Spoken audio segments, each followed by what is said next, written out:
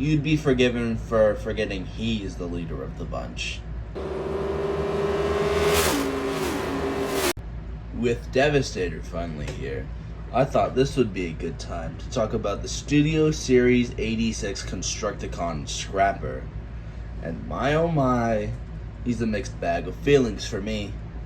Let's start with an introduction, shall we? So Scrapper here comes from the Transformers G1 show. I'll put up a clip of him right here. He is the leader of the Constructicons, and what can I say about him? I don't really know his personality. I never grew up with G1. It's a comfort show for me, but I haven't watched all of it, and I haven't watched enough of it to get to know exactly who Scrapper is. And while I don't know who he is, what I do know is that the painting and sculpting on this entire figure is really nice. Now obviously, a big highlight to it is the nice green they used for it. It's a really nice green. I like it a lot better than the Combiner Wars version, which I don't have. And I think this is the definitive G1 colors. The definitive green that should be for the Constructicons. It looks really nice. The purple complements it really well. There's bits of red in there, including the visor in here, which I love a character with a visor. That is a big attractor to me.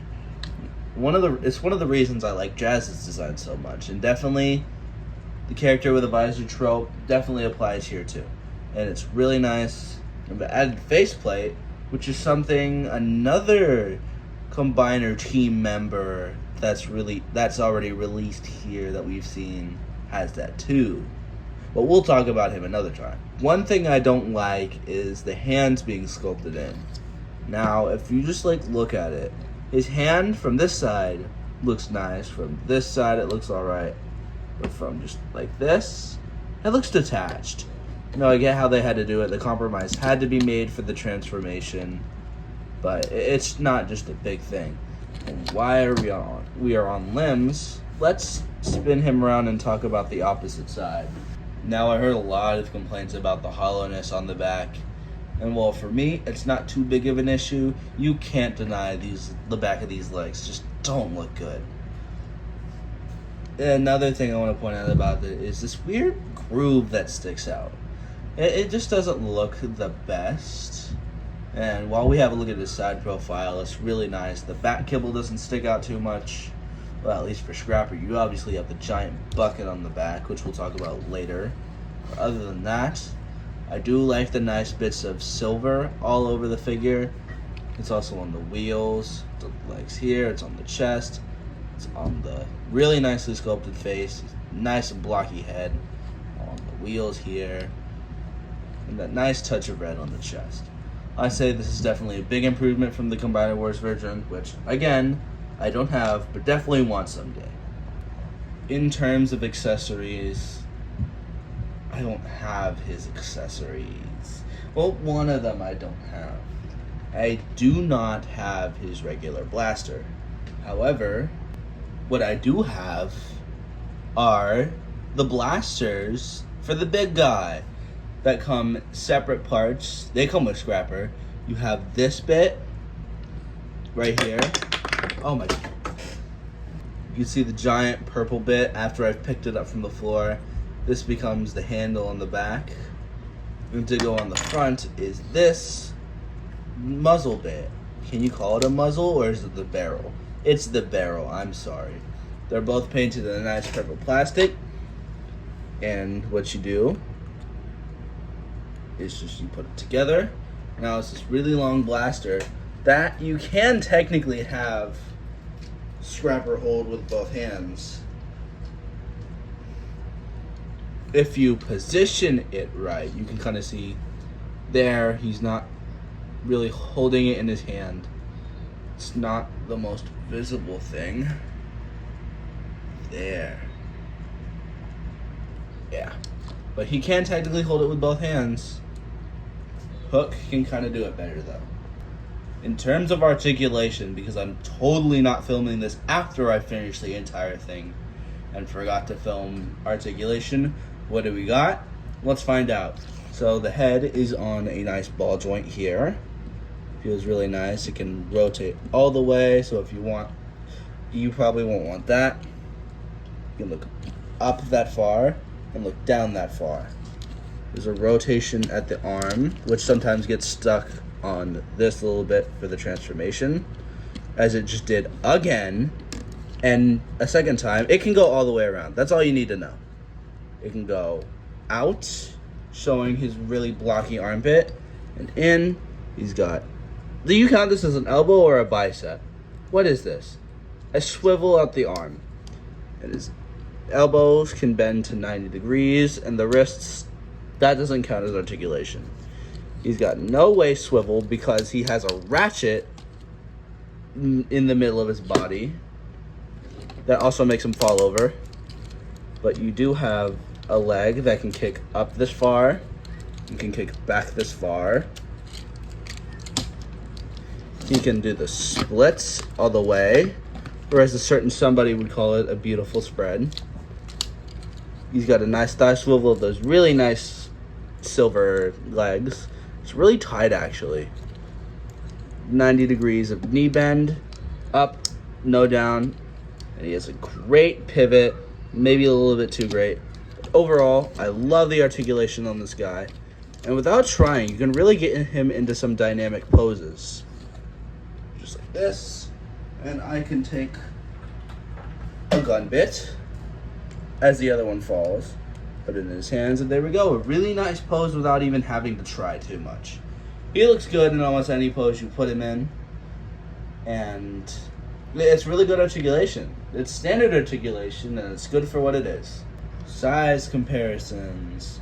That's a good way to promote other figures that I may or may not take looks at in the future. But this one, I won't. The Studio Series 2007 Bumblebee. As you can see, he's not in the best condition. Missing an entire door and pieces of the other door. I got him at Target when they re-released him. Well, reissued, I say. He's not the best conditioned item in my collection. And I don't think I'll be taking a look at him, because then I have to transform him. Not only will he be incomplete, but I will lose my mind. So, yeah, there's your deluxe comparison. In terms of Voyager, why don't I compare him to another visor and face mask Decepticon? Here we have Legacy Soundwave. He's one of my favorite items in the collection. I don't have all his tapes, but what I can do is grab tiny old Ravage here. He's the only one that I have left. Oops. But he's a really good figure. I lost his shoulder cannon, so I have his little blaster there while I keep whatever this thing is here. But they both look really good with each other, and I'm very excited for the Studio Series 86 Soundwave. This guy is going up for sale. And because it's Studio Series 86, I feel obligated to size compare him with the Studio Series 86 Optimus Prime. His blaster comes from a knockoff Rise of the Beast Prime that I have, but they look really good together. I'm very excited to hopefully get Studio Series 86 Megatron one day, if I had a job. Does this count as a job? Probably. But they look amazing together, and I'm in love with the figure. I love 86 Optimus Prime. Now, in terms of the transformation, I really enjoy it. I love flipping it back and forth, and it's really fun to do. And yeah, it turns out with this really nice construction vehicle that I genuinely do not know the name of. Is it a dozer? Or is Bone Crusher the dozer? Scoop thingy, we'll call it that. It's really nice. I love it. I love the pinned wheels. I love the weapon storage on it. I love how I probably didn't do it correctly. Yeah, forgot to clip some of that in. But the pinned wheels lets it roll as anything that rolls should roll. Hooray. The bucket works. the weapons fall off. But yeah, I do really like this construction vehicle mode. It looks really nice, all the details are nice, and I haven't mistransformed. This should not be like that. So while we're here with this little mishap, why don't we look at the leg, shall we? I don't know what else to say about truck mode, construction mode, whatever it's called. Other than it looks nice, it's green, and the bucket works, and it rolls. So let's take a look at that leg mode. Now this bit will not be time-lapsed because time-lapsing it would make it really hard to follow along with. So we're going to go step by step here in normal frame. Yippee! So first thing you want to do, obviously, make sure this clip stays in place, which it will not. When you go to tilt the bucket upward, you want to make sure this is clipped in place so that it holds well in leg mode. You want to take these bits and separate them, like so. And you want to twist them around. That's pretty much all you want to do for those. It's a very simple transformation. And bam, there's the leg mode. Not quite, actually. So what you're going to want to do is you want to tilt this forward. And you're going to want to turn this around, because that's what you should have done for the leg mode and not mistransformed it for the truck mode. You split the part to put it on, but when you put it on, you want to slide it in front, and there is the ankle. It's a leg. There's really not much to say about it other than the fact that because this guy doesn't have a waist swivel, he can have an ratcheted ankle tilt, which in my opinion sounds really nice. And because we're here, why don't we talk about how to attach it? You want to split these apart, like I said. You want to move that Coke Zero Sugar I have sitting here that I'm going to just place there. I love Coke Zero Sugar. You want to take your Big Man Devastator. This leg specifically, you can't mix and match them because there's different philosophy designs for the legs, as you can see there, different grooves. You want to try to make sure I get this in frame. Slide it on and connect it. And there you go. I forgot I don't have a stand for it, but yeah, on the Big Devastator boy, it looks nice and it gives it. How do we get this in frame? There we go. Wrong bend. A nice knee bend. So yeah, he looks nice, and I really like him. So what do I think about this guy? I love him. He's amazing. He's a great figure. I love his transformation. His leg mode is good. His painting is good. Everything is good. He's a great figure, but that leads me to my big complaint. This guy was Voyager priced, and I don't see it. I don't see him being Voyager priced. Like, this guy costs the same as... I forgot who I was going to compare him to. I don't have anyone to compare him to that's sitting next to me. He costs the same as Red Alert. He's somewhere off of the distance. But if you've watched my TikTok, you know that I love that guy a lot. And he's a great figure. He's great for his pricing. This guy shouldn't be a Voyager. I get it. The budget allows him to have this little hip cock right here. His ankle tilt.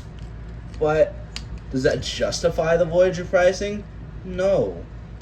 The engineering is deluxe at best. The size is deluxe at best. Like, if you put him next to, say, that other guy I was talking about with the visor and face mask, he's about that size. He's a tiny bit taller. Yeah, but he shouldn't be Voyager priced. He's compromised, but for all of his flaws, he's a great 8 out of 10 figure, and I definitely recommend him.